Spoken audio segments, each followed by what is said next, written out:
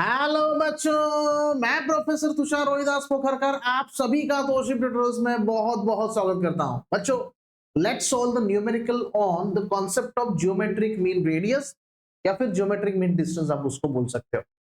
तो देखो, बहुत ही सिंपल सा न्यूमेरिकल यहाँ पे मैंने लिया है। भले ही बहुत सारे बच्चों को यहाँ पे कॉन्सेप्चुअल अंडरस्टैंडिंग नहीं होने की वजह से इसको सॉल्व करने नहीं जमा है, इसलिए ये स्पेशल मैं यहाँ पे न्यूमेरिकल बना रहा हूं और बहुत इंपॉर्टेंट है, आने वाला है। चलो देखो अभी कैसा है। कैलकुलेट द जीएमआर बोला है एट 6/3 mm एल्यूमिनियम, उसके बाद 1/3 mm स्टील एसीएसआर कंडक्टर, ऐसे आपको बोला गया है। अभी इसका कॉन्सेप्ट मैंने थियरी में आपको बताया था, three phase related, single phase and three phase, ऐसे दोनों का बताया। तो ऑब्वियसली वहां पे थ्री फेज का कॉन्सेप्ट जो था ना आपका, वहां पे फॉर्मूला देखा था हमने जियोमेट्रिक मीन डिस्टेंस का रिलेटेड टू थ्री कंडक्टर्स। तो जो ऑब्वियसली सेम स्पेसिंग होता है, तीनों में सिमेट्रिकल स्पेसिंग होता है। तो वहां पे जो फॉर्मूला हमने देखा था बच्चों, वो फॉर्मूला हमारा तीन कंडक्टर के लिए था। अभी देखो वो फॉर्मूला यहाँ पे रिलेट करूंगा, जरूर आपको बताऊंगा कैसे उसको करना है, बट स्टिल यहाँ पे जो आपको क्वेश्चन गिवन है वो कैसा है उसका डायग्राम पहले बना लेते। देखो सबसे पहले गिवन आपको क्या है ना, उसको थोड़ा सा यहाँ पे हाईलाइट कर देता हूँ। गिवन गिवन डेटा आपको क्या दिया हुआ है, देखो। चलो इसको थोड़ा सा तोड़ना पड़ेगा हम लोग को, यानी किसको तोड़ना है, बोर्ड को नहीं तोड़ने का, ये इस क्वेश्चन को थोड़ा तोड़ना पड़ेगा। कैसे? देखो कैलकुलेट जीएमआर बोला है भाई, जीएमआर किसका बनता है, टेंशन नहीं लेगा। देखो जीएमआर किसका बनता है, जीएमडी किसका बनता है, ये किसका बनता है, कंडक्टर्स का बनता है। एक तो वो सिंगल कंडक्टर हो सकता है या फिर मल्टीपल कंडक्टर स्ट्रैंड्स हो सकती है। तो यहाँ पे आपको जो दिया है ना, ये स्ट्रैंड का है। कौन से कंडक्टर का, ये एसीएसआर। कौन सा कंडक्टर है, aluminium conductor steel reinforced, ACSR conductor का बनाना है। चलो पहला क्या दिया है, 6/3 mm एल्यूमिनियम। अब इसका मीनिंग क्या है वो समझो, पहले मीनिंग को समझो। 6/3 mm में ना, ये जो दिख रहा है ना आपको 6, ये क्या है, ये इंडिकेट कर रहा है कि भाई 6 एल्यूमिनियम के कंडक्टर है जिसका डायमीटर 3 mm है हर एक का। उसके बाद आप देखोगे यहाँ पे नेक्स्ट दिया है आपको स्टील का। ये स्टील का देखोगे तो कितना लिखा है, 1/3 लिखा है। तो वन कंडक्टर एक ही होता है बीच में, एक स्टील का है जो बीच में है, सेंटर में है, और उसका डायमीटर भी 3 mm ही है। तो आप देखोगे अगर मैं इसका फिगर सपोज बना लूं तो आपको थोड़ा सा इमेजिन हो पाएगा कि मैं क्या बताना चाह रहा हूं, कि suppose there are some of this conductors, इसका ही अभी मैं बनाता हूं, और यहाँ पे 2 3 4 5 टोटल कितना है, देखो यहाँ पे 6 है एल्यूमिनियम के, एक स्टील का है, यानी टोटल कितने हैं, टोटल है 7। ओके चलो, ये मैंने 1 2 3 4 5 6 बना लिया। अभी एक जो है ना, उसके लिए मैं कलर थोड़ा चेंज कर देता हूँ। कलर सपोज मैं बीच वाला बना लेता हूँ, थोड़ा सा अलग, थोड़ा सा डिफरेंट यहाँ पे बना लेता हूँ।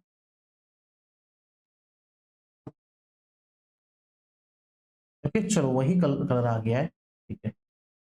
कहाँ पे बन गया है ये, समवेयर नहीं, चलो देखो क्या कलर है, 1 2 3 4 5, 1 2 3 4 5 6, और एक डिफरेंट कलर का मैं यहाँ पे ले लेता हूँ, suppose of this colour.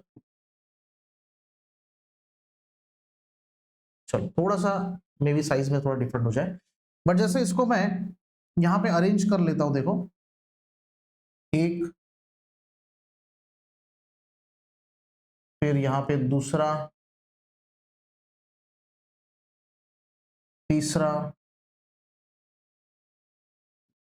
Then we have चौथा,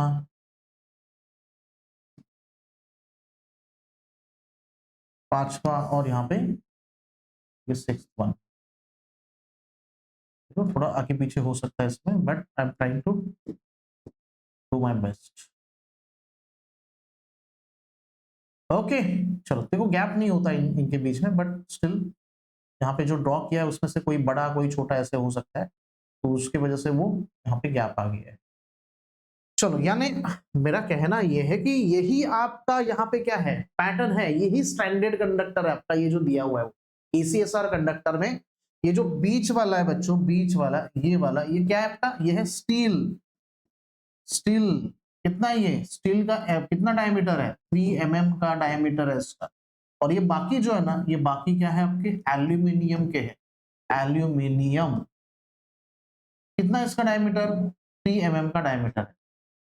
क्लियर? चलो यानी जो गिवन डेटा आपको ये समझ में आ गया। चलो डायग्राम के बाद अभी यहाँ पे गिवन डेटा में ऐड ऑन कर देता हूं, मैं चीजों को लिखना स्टार्ट कर देता हूं कि आपका जो एल्यूमिनियम कंडक्टर है, एल्यूमिनियम कंडक्टर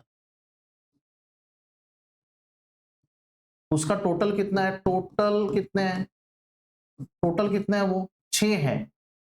उसका डायामीटर क्या है,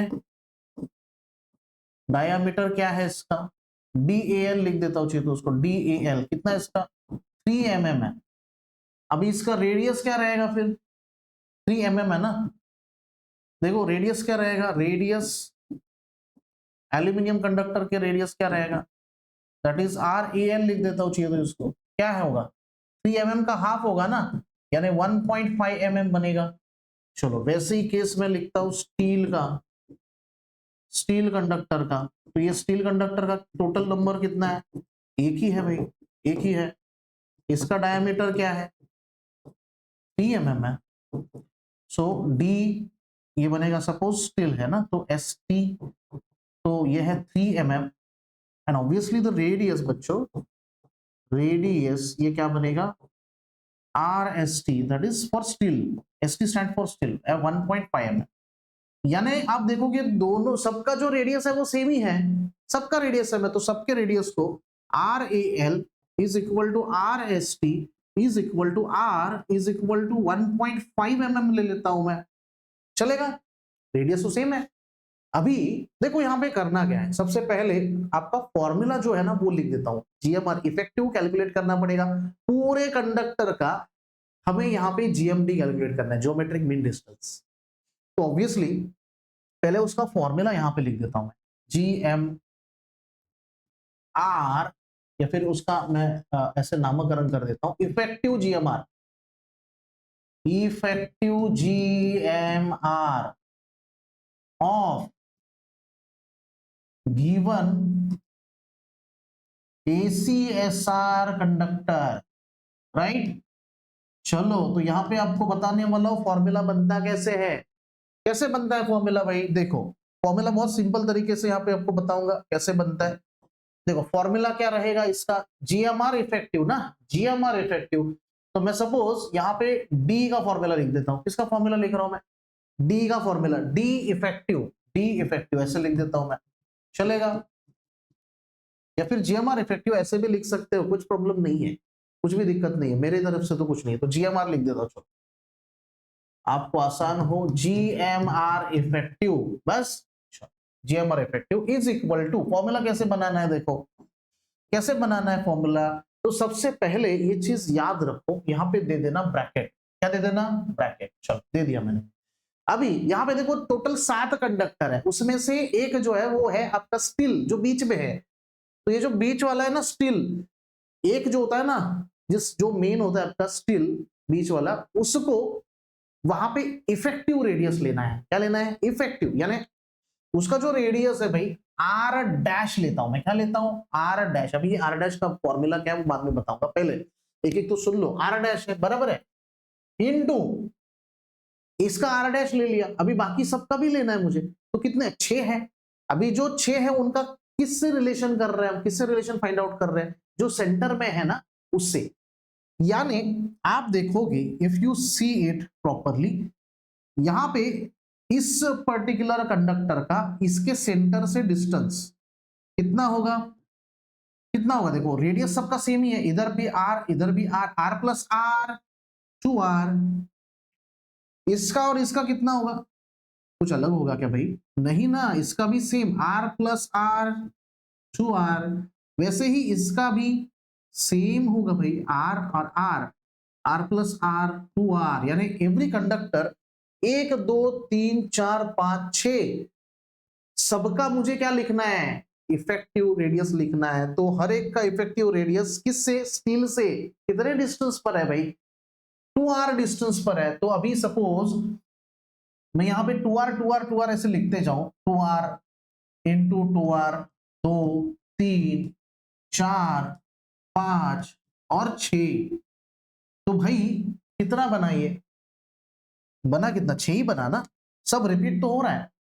सो इसको इंस्टेड ऑफ दिस देखो, मैं इसको ब्रैकेट दे देता हूं यहाँ पे, इसको ब्रैकेट दे देता हूं अच्छे से, देखो ये वाला, और यहाँ पे हाँ इसको थोड़ा आगे देखो, एंड देन अंडर दिस ये है हमारा ब्रैकेट दूसरा, बराबर।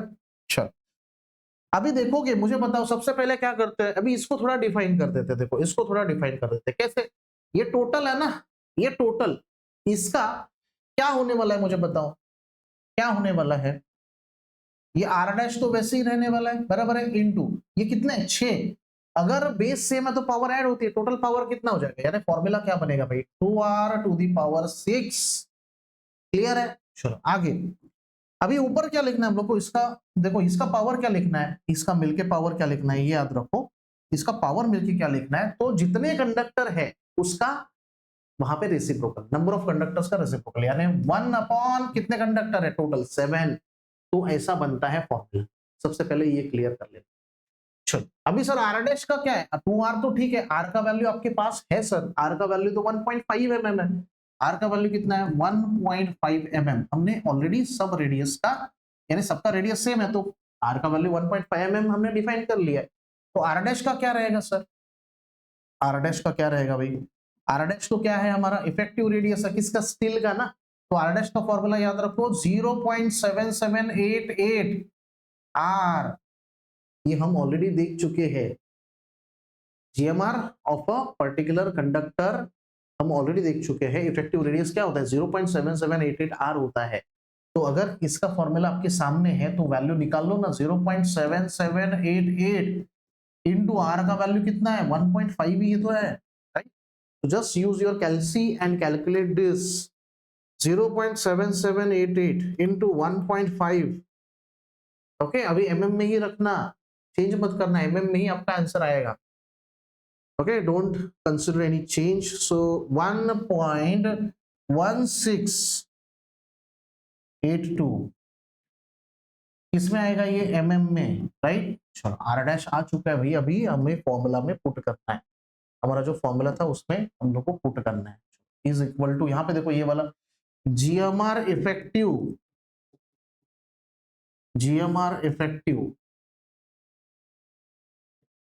इज इक्वल टू इसमें सब वैल्यूज डाल देते हैं, देखो क्या क्या वैल्यू, आर डैश का आ गया 1.1682 मल्टीप्लाई बाय, अभी 2r का भी यहाँ पे आप कैलकुलेट करके रख सकते हो अलग से, 2r is equal to 2 into 1.5, that is again it is nothing but a diameter भाई 3 mm, तो ये 3 का पावर 6 रहेगा टू दी पावर सबका पावर, ओके 1/7, डन। चलो यानी अभी अंदर वाला जो है ना उसको पहले कैलकुलेट कर लो, यहाँ पे अंदर वाला जो चीज है उसको, यानी 3 का पावर 6, चलो 3 का पावर 6 कितना आएगा 729 आता है इधर, 729 into this into 1.1682, it will be 851, देखो यहाँ पे कितना आ गया 851.6178 जो आ गया एज इट इज लिख दो यहाँ पे, टू दी पावर